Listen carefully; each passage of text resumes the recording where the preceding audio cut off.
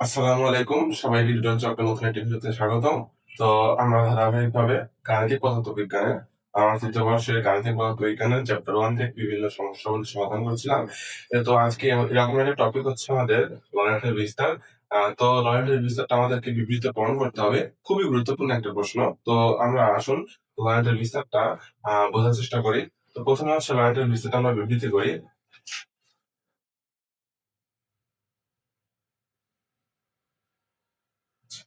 তো আমরা মনে করি C1 ও C2 মনে করি C1 ও C2 যথাক্রমে ρ1 ও ρ2, যেখানে ρ1 টা ρ2 এর চাইতে কি বড়,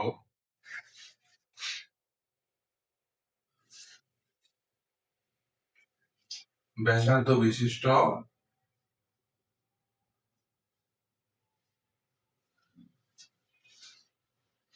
দুটি সমকেন্দ্রিক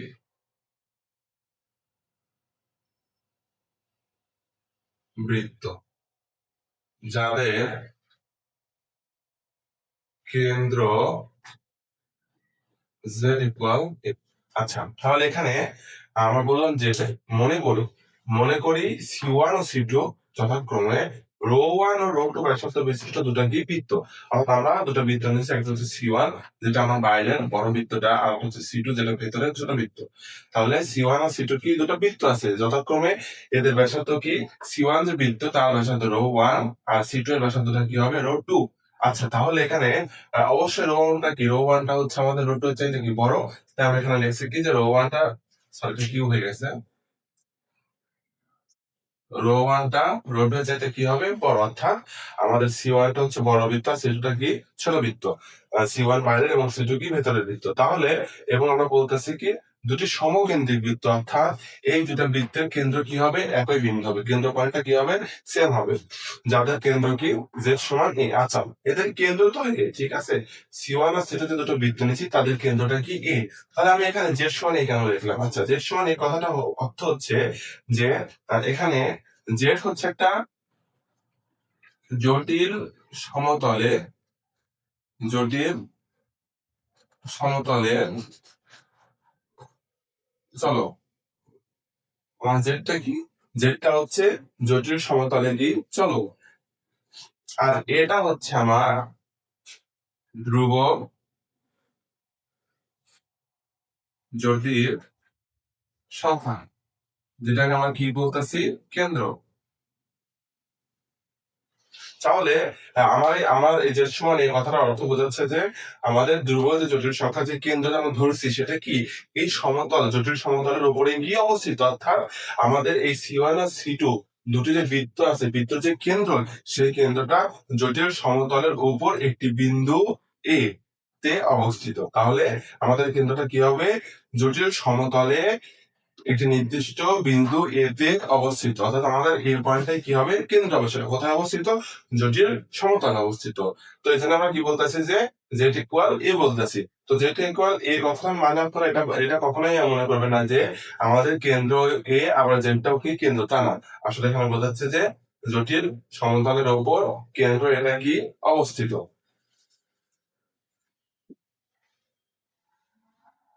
আচ্ছা, এখন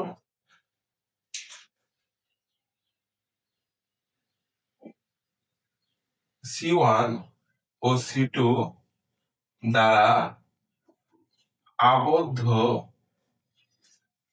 আবদ্ধ বলয়ে f of z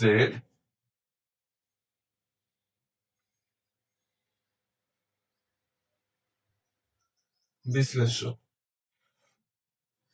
তাহলে আমরা কি বললাম যে C1 আর C2 এই দুটো বৃত্ত দ্বারা একটা কি তৈরি হয়েছে, আবদ্ধ বলয় তৈরি হয়েছে। আবদ্ধ কি তৈরি হয়েছে, বলয়, যেটা হচ্ছে আমরা কি আবদ্ধ বলয়, অর্থাৎ যেটা কি দুটা বৃত্ত দ্বারা একটা ঘেরা একটা কি অংশ।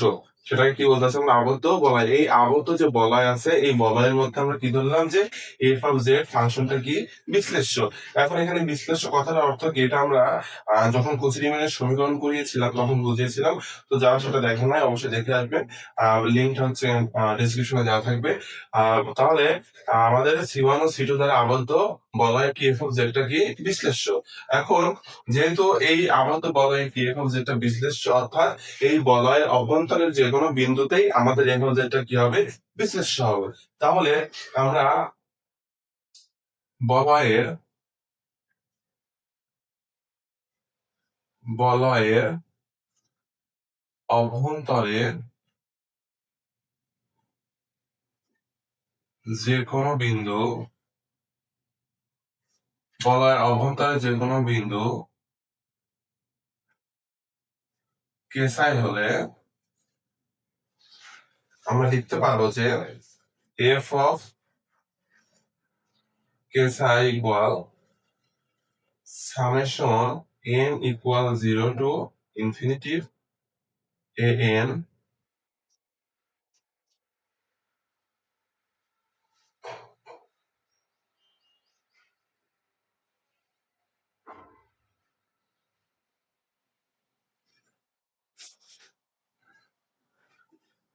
কেসাই মাইনাস a তারপর কি মাইনাস l।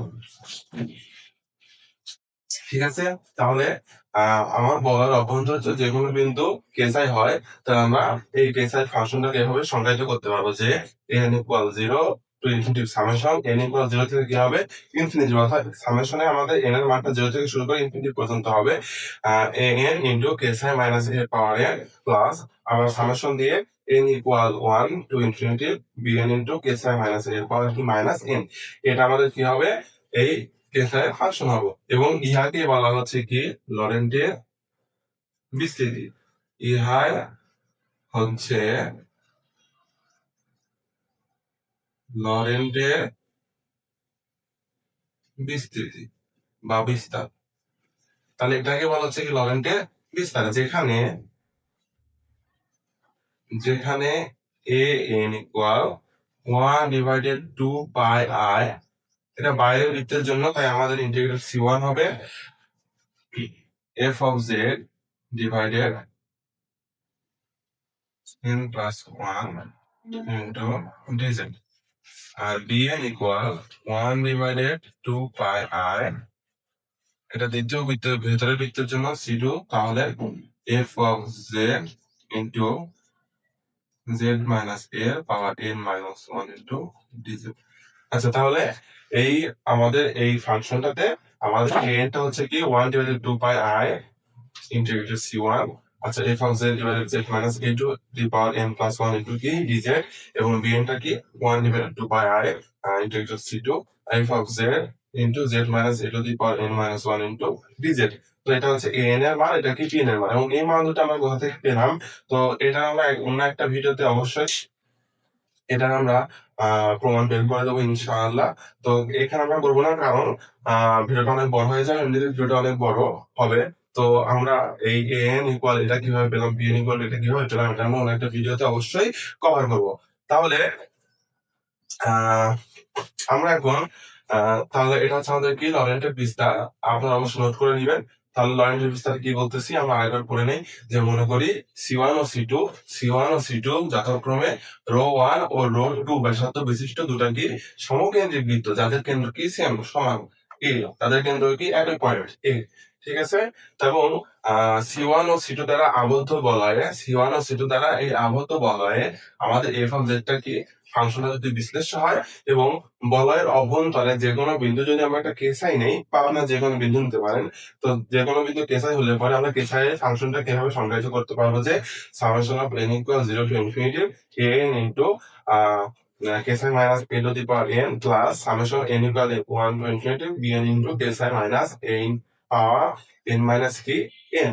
আচ্ছা, তাহলে এটা হচ্ছে আমাদের এখন কি প্রমাণ করে বের করতে হবে, এই লরেন্টের বিস্তৃতিটা আমাদের এখন কি করতে হবে প্রমাণ করতে হবে। ঠিক আছে, তাহলে আমরা এখন প্রমাণ শুরু করি।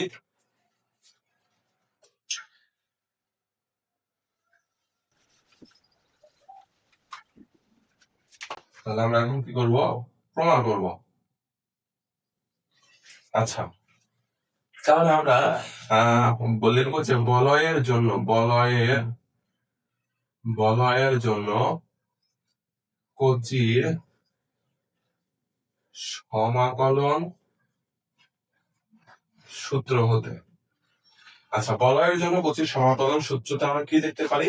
আমরা লিখতে পারবো যে এফ অফ কেসাই, যেহেতু বলয়ের মধ্যে আমরা একটা বিন্দু কি নিয়েছিলাম, কেসে নিয়েছিলাম, তো কেসাই এর ফাংশনটাকে আমরা কচির সমাকলন সূত্র থেকে সংজ্ঞায়িত করতে পারবো। সেটা কি হবে? যে F of xi equal 1/2 pi i, প্রথমে বাইরের বৃত্তটা আমাদের নিতে হবে C1, F of Z divided Z minus xi into dz minus 1/2 pi i. এবার ভেতরের বৃত্তটা F of Z divided Z minus xi into dz. আচ্ছা, তাহলে আমরা বলয়ের জন্য যে কোষের সমাকলন সূত্র আছে সেটা থেকে আমরা এটা লিখতে পারি। এটা কিভাবে লিখলাম আমরা আগে এটা একটু ব্যাখ্যা করি, ঠিক আছে?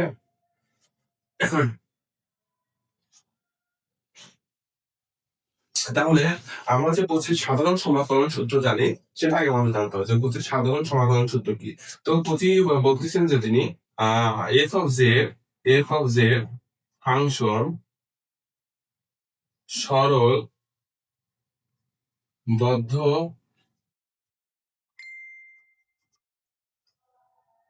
বক্ররেখা সি এর ভেতরে ও উপরে বিশ্লেষ্য হলে এবং কেসাই বলয়ের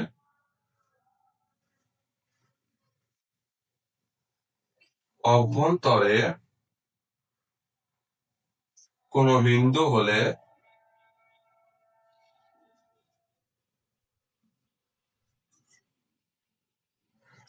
তাহলে এফ অফ জেড ফাংশনটা যদি কোনো সরল বদ্ধ বক্ররেখা সি এর, এটা একটা সরল বদ্ধ বক্ররেখা ধরলাম বিন্দু সি, এবং সি এর ভেতরে এবং কি হবে এই সি এর উপরেও, কিন্তু সি এর ভেতরে এবং সি এর উপরে যদি বিশ্লেষ্য হয়, এবং আমরা যদি এর ভেতরে এই বদ্ধ বক্ররেখার ভেতরে যদি কোনো বিন্দু কেসাই নেই, তাহলে আমরা লিখতে পারবো যে F of xi equal 1/2 pi I C F of Z divided Z minus xi into DZ.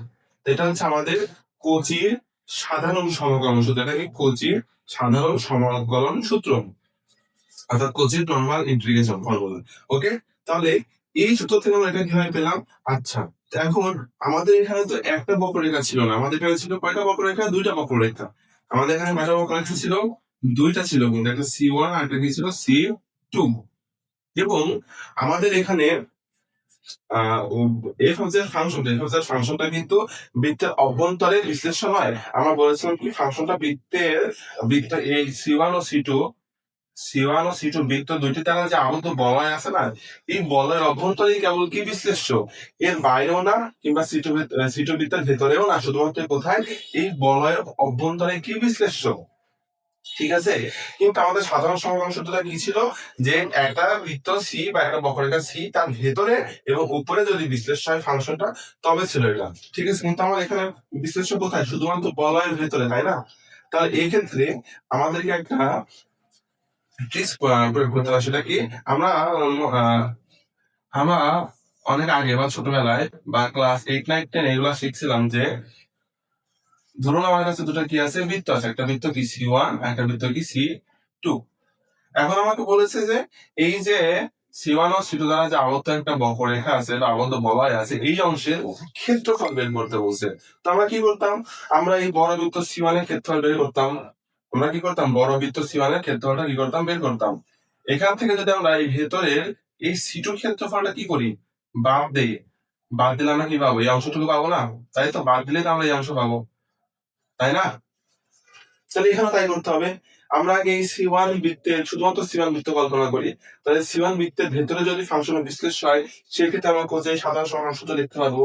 তো এখান থেকে যদি আমরা এখন চিন্তা করি C2 এর ভেতরে ধরলাম, শুধু C2 এর ভেতরে ফাংশনটাকে বিশ্লেষ্য, তাহলে আমরা কি লিখতে পারবো? আমরা লিখতে পারবো যে f অফ এটা C1 দিলাম ধরে, অর্থাৎ এটা দিলাম C1 বৃত্ত, যেটা কোন বৃত্তের জন্য? C1 বৃত্তের জন্য, ঠিক আছে। এবং C2 বৃত্তের জন্য আমরা তাহলে কি লিখতে পারবো? 1 divided 2 pi I C2 f of z minus si dz, তাই তো? তাহলে এটুকু আমার সম্পূর্ণ বৃত্তের জন্য ছিল, আর এইটুকু কি আমরা ধরলাম যে C2 বৃত্তের ভেতরেই কেবল ফাংশনের বিশ্লেষ্য, সেই ক্ষেত্রে আমাদের সূত্রটা কি হবে? প্রতি সাধারণ সূত্র এটা হবে।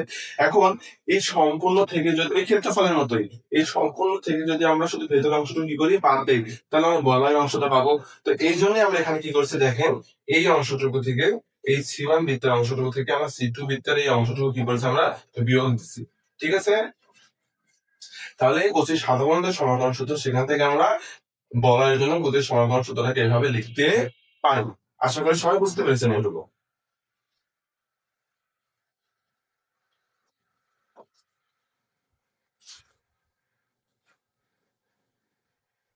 আচ্ছা, এখন আমরা এটাকে একটু সংস্করণ করে লিখি কিভাবে? 1 divided 2 pi I C1 f of z into 1 divided z minus si into dz। আমরা কিন্তু এভাবে লিখতে পারি না, কিছুই করি নাই, আমি শুধু এখানে জেডটাকে বাইরে নিয়ে এসেছি এবং 1 divided z minus কেসাটাকে আলাদা করে দিয়েছি, ঠিক আছে। এটুকুই করছে, আর কিছু না। এবং এবার এইখান থেকে আমরা একটা মাইনাস কমন নেবো, এখান থেকে কি করবো? আমরা একটা মাইনাস কমন নিব, ঠিক আছে। তো মাইনাস কমন নিলে এখানে মাইনাস মাইনাস কি হয়ে যাবে? প্লাস হয়ে যাবে। তাহলে 1 divided 2 pi I C2 integrated, আমরা f অফ জেডটাকে আলাদা করে লিখি 1 ডিভাইডেড। আচ্ছা, এখন আমরা সেখানে মাইনাস কি নিয়েছিলাম? কমন নিয়েছিলাম না? তাহলে এখানে এখন কি লিখবো? আমরা মাইনাস তো কমন নিয়েছিলাম, এখানে কি লিখবো? কেসাই মাইনাস জেড ইন্টু ডিজেড। কেন হলো? কারণ আমরা তো মাইনাস কমন নিয়েছিলাম, তাহলে চিহ্ন কি হবে? পরিবর্তন হয়ে যাবে, অর্থাৎ জেড এর চিহ্ন কি হয়ে যাবে? মাইনাস, আর কেসাই চিহ্নটা কি হয়ে যাবে? প্লাস হয়ে যাবে। তাহলে কি কেসাই মাইনাস জেড ইন্টু ডিজেড, ঠিক আছে। তাহলে আমরা এখান থেকে মাইনাস কমন নিয়েছি, কমন নিলে পরে মাইনাস আর এই মাইনাস এর প্লাস হয়ে যাবে, এবং জেড মাইনাস কেসাইটা কি হয়ে যাবে? কেসাই মাইনাস জেড এর পরিবর্তন হয়ে যাবে, ঠিক আছে। আচ্ছা, তো এটাকে আমরা 1 নাম্বার দিয়ে রাখি। কয় নাম্বার? 1 নাম্বার। এখন আমরা এই অংশ এবং এই অংশের মানটা আলাদা করে বের করব, ঠিক আছে। ওকে, তাহলে আমরা এখন 1 ডিভাইডেড জেড মাইনাস কেসাই এবং 1 ডিভাইডেড কেসাই মাইনাস জেড অংশটা কি করব? বের করব মানটা, ঠিক আছে। তাহলে 1 ডিভাইডেড জেড মাইনাস কেসাই, ঠিক আছে। তো আমরা এই 1 ডিভাইডেড জেড মাইনাস কেসাইটাকে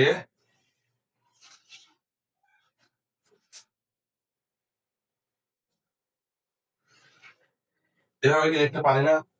সবাই দেখেন, বলেন আমরা জেড মাইনাস কেসাইটাকে এভাবে লিখতে পারি কি না? এখানে মাইনাস এ আর প্লাস কি যাবে? বাদ চলে যাবে, বাদ চলে গেলে কিন্তু আমার জেড মাইনাস কেসাই থাকছে, তাই না? তো আমরা এটাকে সংস্করণ করে এভাবে লিখলাম, ঠিক আছে, যে জেড মাইনাস এ প্লাস এ মাইনাস কেসাই, ঠিক আছে। আচ্ছা, এখন আমরা এখানে এই জেড মাইনাস এ এবং এ মাইনাস কেসাই থেকে একটা মাইনাস কমন নিয়ে আলাদা করে লিখবো, ঠিক আছে। ওকে, তাহলে আমরা এখন কি করব? জেড মাইনাস এ এবং এ মাইনাস কেসাই এই অংশটুকু কি করবো? আলাদা করবো। তো 1 ডিভাইডেড জেড মাইনাস এ, আর এখানে আমরা এ মাইনাস কেসাই আছে না, এখান থেকে আমরা মাইনাস কমন নিব, তাহলে প্লাস মাইনাস কি হয়ে যাবে? মাইনাস হয়ে যাবে, এবং কি হবে? এখানে কেসাই মাইনাস এ হবে। আমরা কি করলাম? এই অংশটুকু থেকে আমরা হচ্ছে মাইনাস কি করছি? কমন হচ্ছে, তাহলে কি হবে? আমার এর যে চিহ্ন ছিল সেটা কি হয়ে যাবে? মাইনাস হয়ে যাবে, এবং কেসাইয়ের চিহ্ন কি হয়ে যাবে? প্লাস হয়ে যাবে, কারণ চিহ্ন পরিবর্তন হবে। আচ্ছা, তাহলে আমার এখানে প্লাসটা কি হয়ে যাবে? মাইনাস হয়ে যাবে, কারণ আমরা মাইনাস কমন নিয়েছিলাম, তাহলে মাইনাস প্লাসে কি হয়? মাইনাস হয়। আচ্ছা, এখন আমরা এখান থেকে জেড মাইনাস এটাকে বের করে লিখি, তাহলে 1 ডিভাইডেড জেড মাইনাস এটাকে যদি আমরা কমন নেই, তাহলে আমার কি থাকবে, এখানে থাকবে হচ্ছে 1 ডিভাইডেড 1 মাইনাস, আচ্ছা তার আমরা তো কমন নিচ্ছি কি, জেড মাইনাস এ কমন নিচ্ছি তাই না, 1 divided Z minus a common নিচ্ছি আমরা, তাই তো? আচ্ছা তাহলে আমার এখানে তো জেড মাইনাস এ থাকবে না, শুধু 1 থাকবে, আর এখানে তো আমার জেড মাইনাস এ ছিল না, তাহলে আমার কি করতে হবে, এখানে জেড মাইনাস এ দ্বারা ভাগ করতে হবে, অর্থাৎ মাইনাস কেসাই মাইনাস এ ডিভাইডেড জেড মাইনাস এ।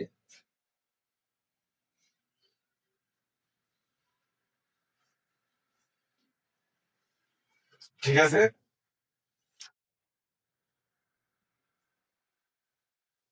তাহলে আমরা এখানে কি করলাম, 1 ডিভাইডেড জেড মাইনাস এটাকে কমন নিচ্ছি, তাহলে এখানে জেড মাইনাস থাকবে না, 1 থাকবে, আর এখানে যেহেতু জেড মাইনাস ছিল না, তাহলে কি হবে, জেড মাইনাস দ্বারা ভাগ হবে। আচ্ছা এখন আমরা এই অংশটুকুকে এইভাবে লিখতে পারি কিনা, 1 ডিভাইডেড জেড মাইনাস এ ইন্টু 1 মাইনাস কেসাই মাইনাস এ ডিভাইডেড জেড মাইনাস এ পাওয়ার কি মাইনাস 1। এখানে কি ছিল, 1 ডিভাইডেড ছিল, তবে এটাকে কি ইনভার্স দিয়েও লিখতে পারি, ঠিক আছে? কারণ আমরা জানি যে ইনভার্স মানে কি, ইনভার্স মানে হচ্ছে 1 ডিভাইডেড 1 ডিভাইডেড, ঠিক আছে? তাহলে এখন আমাদেরকে একটা বিস্তার করতে হবে, সেটা হচ্ছে কি ম্যাকলরিন সিরিজ, সেটা কার, সেটা হচ্ছে আমাদের 1 প্লাস এক্স তার পাওয়ার, সরি 1 মাইনাস এক্স তার পাওয়ার কি মাইনাস 1, এটার বিস্তারটা আমাদের জানতে হবে। তো আমরা এর আগের ক্লাসে ম্যাকলরিন সিরিজ সম্পর্কে আমরা ধারণা নিয়েছিলাম, এবং ম্যাকলরিন সিরিজের সাহায্যে বিভিন্ন ফাংশনের যেমন সাইন থিটা কস থিটা ইত্যাদি বানিয়েছে বিশ্লেষণ করেছিলাম। একইভাবে আমরা 1 মাইনাস এক্স এর পাওয়ার মাইনাস 1 এরও কি করতে পারবো, বিস্তার নির্ণয় করতে পারবো, ঠিক আছে? তাহলে আমি উপরে অংশগুলো মুছে দেই।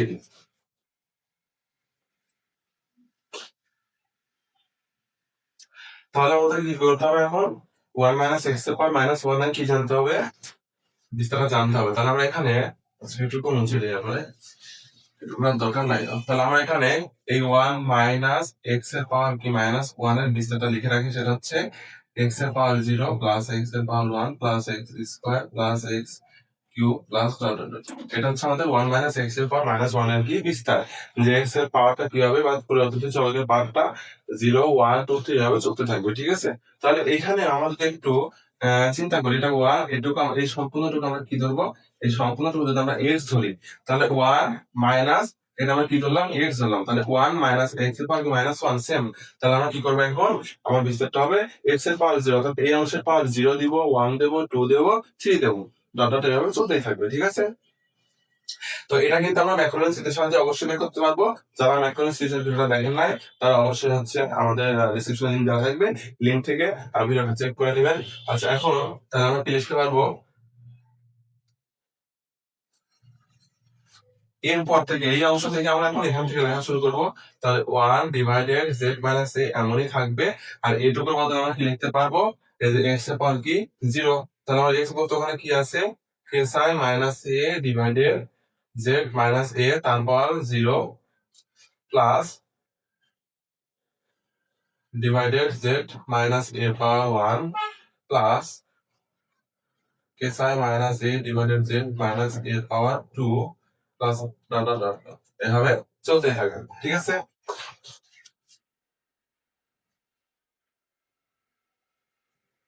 আচ্ছা তাহলে এখন আমরা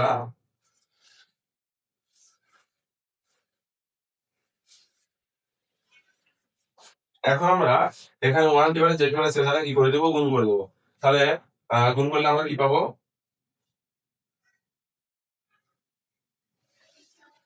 গুণ করলে আমরা পাবো যে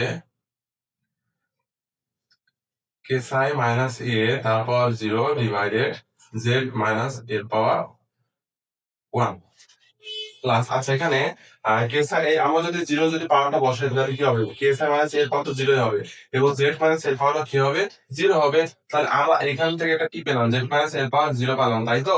আবার এখানেও কি আছে, 1 ডিভাইডেড জেড মাইনাস এ আছে না? তাহলে আমরা যদি গুণ করি তাহলে কি হবে, আমরা জানি যে চলক যদি একই হয় গুণ করলে পাওয়ারটা কি হয়, যোগ হয়। তাহলে এখানে পাওয়ার 1 আছে, এখানে 0, তাহলে পাওয়ারটা যোগ করলে কি হবে, জেড মাইনাস এর পাওয়ার 1 প্লাস 0 সমান সমান কি হয়, জেড মাইনাস এর পাওয়ার 1, ঠিক আছে? তাহলে এই জন্য কি পেলাম, আমরা জেড মাইনাস এর পাওয়ার 1 পেলাম। আচ্ছা এখন আমরা এটার সাথে 1 মানে জেড মাইনাস এর সাথে এই অংশটুকু গুণ করবো, তাহলে আমরা পাবো হচ্ছে কে সাই মাইনাস এ ডিভাইডেড কে সাই মাইনাস এর পাওয়ার কি হবে 1 জেড মাইনাস এর পাওয়ার কি হবে 2। কারণ এখানে কি আছে পাওয়ার 1 আছে আর এখানে 1 আছে, তাহলে 1 আর 1 যোগ করলে কি হবে 2 হবে। তারপরে কি হবে কে সাই মাইনাস এর পাওয়ার 2 ডিভাইডেড জেড মাইনাস এর পাওয়ার কত হবে তাহলে 3। এভাবে চলতে থাকবে, তাই তো? আচ্ছা, তাহলে এটা আমরা এটা আমরা কি 1 ডিভাইডেড জেড মাইনাস কে সাই সমান আমরা এটা পেলাম, ঠিক আছে? এটা আমরা কার মান বের করলাম 1 ডিভাইডেড জেড মাইনাস কে সাই এর মানটা বের করলাম। আচ্ছা, এখন আচ্ছা আমরা তখন কে সাই সময় একটা ফাংশন পেয়েছিলাম না, আমরা 1 নম্বর ধরেছিলাম সমীকরণ। ওখানে আমরা কি পেয়েছিলাম যে 1 divided 2 pi I c1 f of z 1 divided z minus xi into dz plus 1 divided 2 by I C2 f of z into 1 divided k psi minus z into কি dz। এটাকে তো আমরা 1 নম্বর দিয়ে রাখছিলাম, তাই না? তাহলে আমরা এখানে কেবল 1 divided z minus k psi এই অংশটুকুর মান কি করছি বের করছি। তো এখন আমরা এই অংশের মান বের করব 1 divided k psi minus z। তাহলে এটাকে আমরা 2 নম্বর দিয়ে রাখি 2 নম্বর। তাহলে আমরা তো যখন 1 divided কে সাই মাইনাস যেটার মানটা বের করি, আমরা এখানে লিখবো অনুরূপ ভাবে। কি লিখবো? অনুরূপ ভাবে, অর্থাৎ এটা আমরা আবার করবো না। তাহলে অনুরূপ ভাবে আমরা কি লিখতে পারি, এখানে আমার কি আছে 1 ডিভাইডেড কে সাই মাইনাস জেড, তাই না? তো আমি একটু চিন্তা করি যে এখানে আগে ছিল কি জেড, যেটার স্থানে আমরা কে সাই নিয়ে আসছি আর কে সাই বদলে কি নিয়ে আসছি জেড। তাহলে আমরা এই যে আমরা একটা মান পেয়েছিলাম, এই মানে কে সাই এর বদলে যে কে সাই এর বদলে জেড বসাই দেবো এবং জেড এর বদলে কি বসাই দেবো কে সাই বসাই দেবো, ঠিক আছে? তাহলে আমরা এটার মান পাবো হচ্ছে z minus a to the power 0 divided k psi minus a power 1 plus z minus a power 1 divided k psi minus a power 2 plus z minus a power 2 divided k psi minus a power কি 3 plus 1। এটাকে আমরা দিলাম কয় number 3 number, ঠিক আছে? তাহলে আমরা কিছুই করি না, শুধু আমরা যে আগে মানটা পেয়েছিলাম 1 ডিভাইডেড জেড মাইনাস কে সাই, সেই মানে আমরা কে সাই এর জায়গায় জেড বসাইছি আর জেড এর জায়গায় কি বসাইছি কে সাই বসাইছি। তাহলে আমরা মানটা পেয়ে গেলাম। এখন আমরা এই 2 আর 3 নাম্বার মানটা কোথায় বসাই দেবো? একে বসাই দেবো। তাহলে আমরা লিখবো যে 1 2 ও 3 হতে আমরা কি লিখতে পারবো যে f of K Sai equal 1 divided 2 pi I C1 f of z।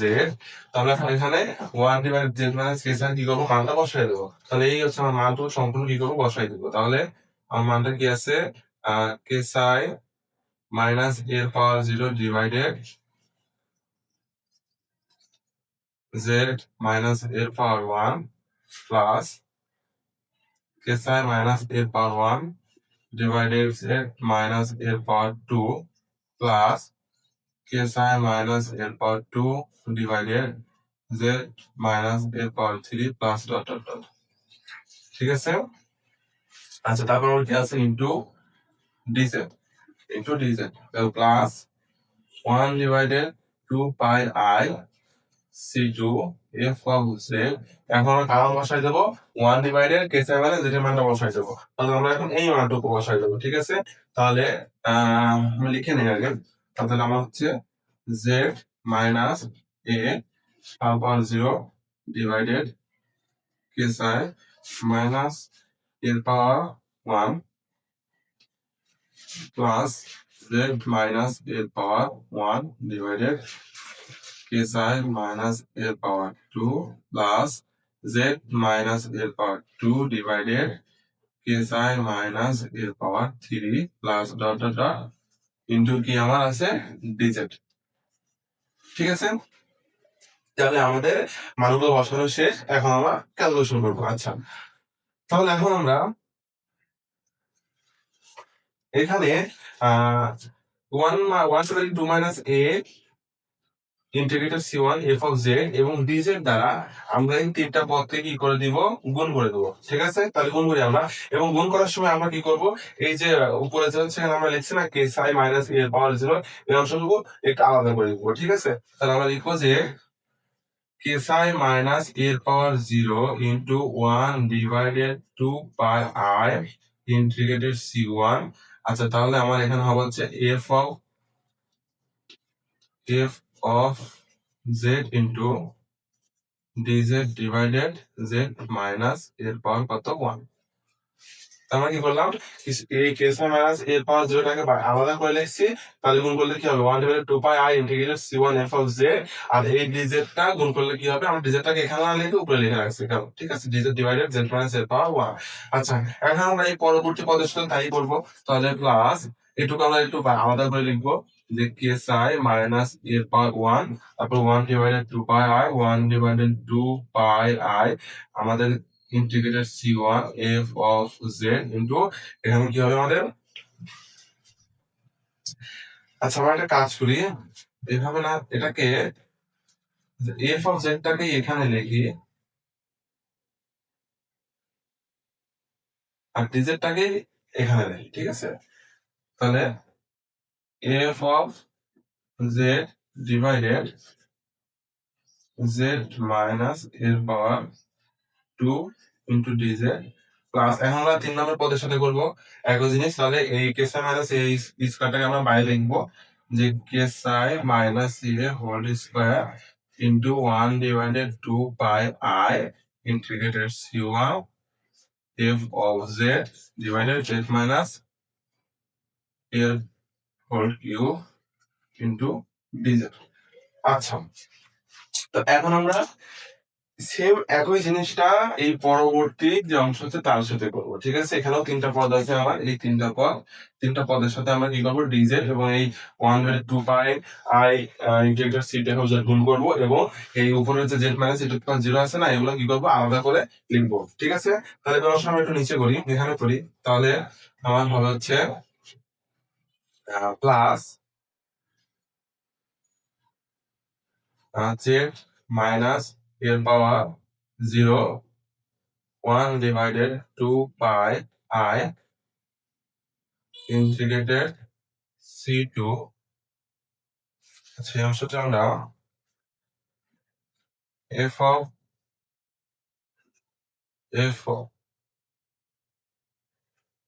f of z divided ksi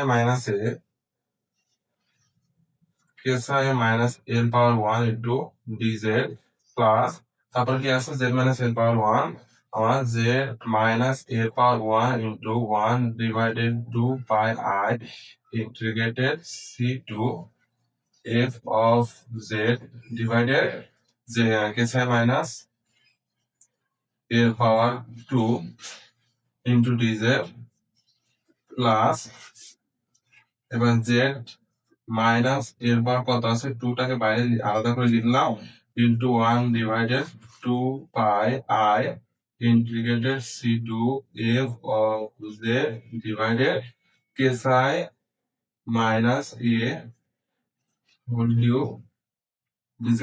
ঠিক আছে, আচ্ছা,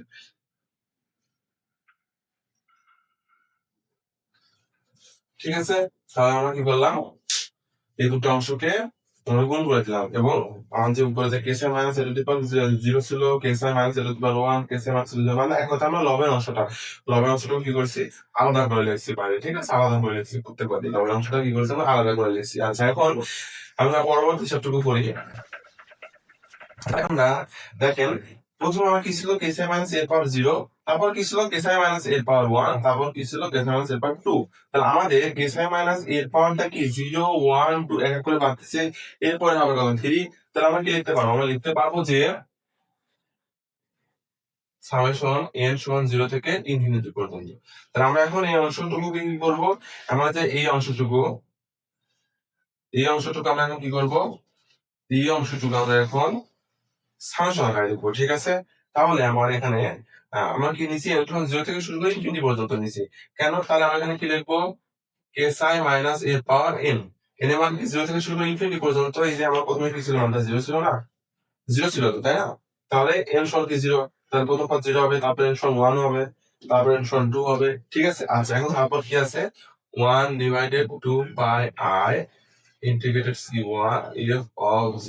আচ্ছা, এইবার ডিভাইডেড, এবার কি আছে আমার z মাইনাস এর পাওয়ার 1, তারপরে z মাইনাস এর পাওয়ার 2, তারপরে z মাইনাস এর পাওয়ার 3, 1 2 3 এভাবে চলতেছে। তো আমি যদি এখানে z মাইনাস এর পাওয়ারটা n দেই, তাহলে তোমার n সমান কি 0, তাহলে z মাইনাস এর পাওয়ার 0 হয়ে গেল, কিন্তু এখানে তোমার 0 নয় আছে না, তাহলে আমার কি করতে হবে, 1 থেকে শুরু করতে হবে। তাহলে আমরা এখানে কি করব, n প্লাস 1 দেবো। কেন? কারণ n সমান যদি 0 হয়, তাহলে n প্লাস 1 সমান কি 1, আমরা এই পদটা পেলাম। n সমান যদি এখন 1 হয়, আর n প্লাস 1 সমান কি হবে 2, এটা পেয়ে গেলাম, ঠিক আছে। তাহলে আমার কি হবে, z মাইনাস এর পর n প্লাস 1। তাহলে আমাদের এই অংশটুকুর সামেশন করা শেষ। এখন আমরা এই অংশটুকুর সামেশন করবো, নিচের অংশটুকু কি করবো, সামেশন করবো, ঠিক আছে। তাহলে এবার আমরা লিখবো যে প্লাস n সমান 1 থেকে ইনফিনিটি পর্যন্ত লিখবো। আচ্ছা, এখন তাহলে আমার কি হবে, z মাইনাস এর পাওয়ার, এখানে z মাইনাস এর পাওয়ার, তাহলে আমরা যদি এখন z মাইনাস এর পাওয়ার n দেই, তাহলে কি হলো, z মাইনাস এর পাওয়ার তো 1 হয়ে গেল, কারণ আমি এর সমান কি থেকে শুরু করেছি, 1 থেকে শুরু করেছি। তাহলে z মাইনাস এর পাওয়ার কি হয়ে গেল, 1 হয়ে গেল, কিন্তু এখানে ছিল কি 0। তাহলে আমার কি করতে হবে, 1 বিয়োগ করতে হবে। কেন? কারণ এর সমান যদি 1 হয়, তাহলে n মাইনাস 1 সমান কি পাবো, আমরা 0 পাবো। n সমান 2 পেলে হলে পরে n মাইনাস 1 সমান কি পাবো, 1 পাবো পরবর্তী পদ, ঠিক আছে না? তাহলে আমরা z মাইনাস এর পাওয়ার কি হবে, আমার n মাইনাস 1 হবে। এখন পরে কি আছে আমার, আচ্ছা এটা মুছে দিই আমরা। তাহলে এখন আমার পরে আছে হচ্ছে 1 divided 2 pi i c2 f of z। আচ্ছা, এবার আমার এখানে কি আছে, কি সাই মাইনাস এরপর কি আছে, 1 আছে, তাহলে কি সাই মাইনাস এর পাওয়ার n দিলাম, কারণ n এর মান কি 1 থেকে শুরু, তাহলে এর মানে কি 1, তাহলে কে সাই মাইনাস এর পাওয়ার 1 হলো। পরবর্তী পদের জন্য n সমান কত 2, তাহলে সেক্ষেত্রে কে সাই মাইনাস এর পাওয়ার 2 হলে তারপরে 3 হবে, ঠিক আছে। তাহলে আমাদের অংশ সামেশন আকারে লেখা শেষ। আচ্ছা, এখন আমরা আপনাদের মনে আছে কিনা জানি না, আহ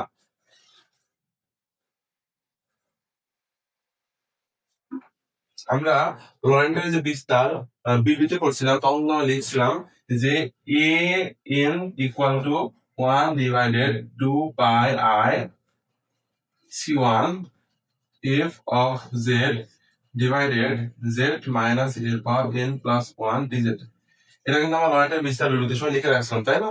তাহলে এখন দেখুন, এখানেও কিন্তু এই যে 1 divided 2 pi i integrated c1 f of z divided z minus এর পাওয়ার n প্লাস 1। আচ্ছা, এখানে আমরা ডিজিটটা লিখি নাই, ঠিক আছে। এটা কিন্তু আমার দেখুন এখানেও আছে, তাই না? তাহলে আমরা এই অংশটুকু বদলে যে লিখতে পারবো, এ লিখতে পারবো। তাহলে আমরা কি লিখবো, সামেশন অফ n সমান 0 থেকে ইনফিনিটি পর্যন্ত, এ এনটা আমরা আগে লিখি, a n into K Sai minus এর পাওয়ার n, ঠিক আছে। আচ্ছা, প্লাস সামেশন অফ n সমান সমান 1 টু ইনফিনিটি। আচ্ছা, এখন আমরা bn সমান কি লিখছিলাম, আমরা bn সমান লিখছিলাম 1 divided 2 pi i integrated c2 f of z into z minus এর পাওয়ার n মাইনাস 1 ইনটু কি dz, ঠিক আছে, এটা লিখছিলাম না। আচ্ছা, এখন আমরা এখানে একটু একটা কাজ করব, আমরা এইভাবে এই আকারে বানাবো। তাহলে এর জন্য আমাকে কি করতে হবে, এই যে কে সাই মাইনাস এর পর n আছে না, ঠিক আছে।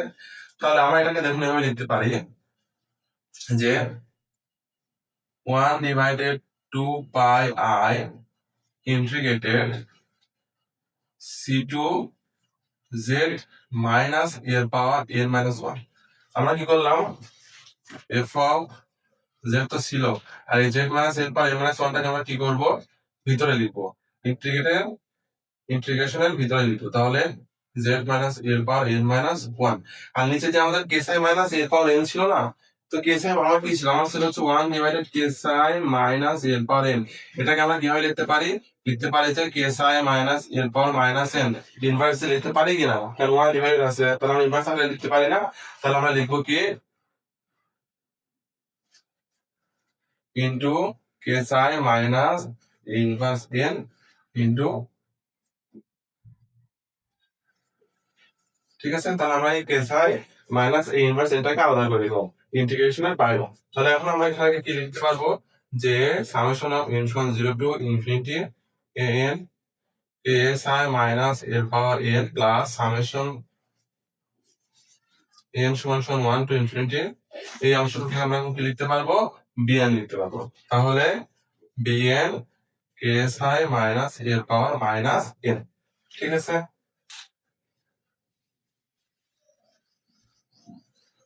এটাই হচ্ছে আমার কি লরেন্টের বিস্তৃতি। ইহাই হচ্ছে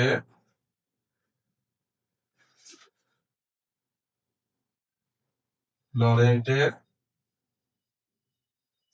বিস্তৃতি, ঠিক আছে? বা লরেন্টের বিস্তৃতির প্রমাণ।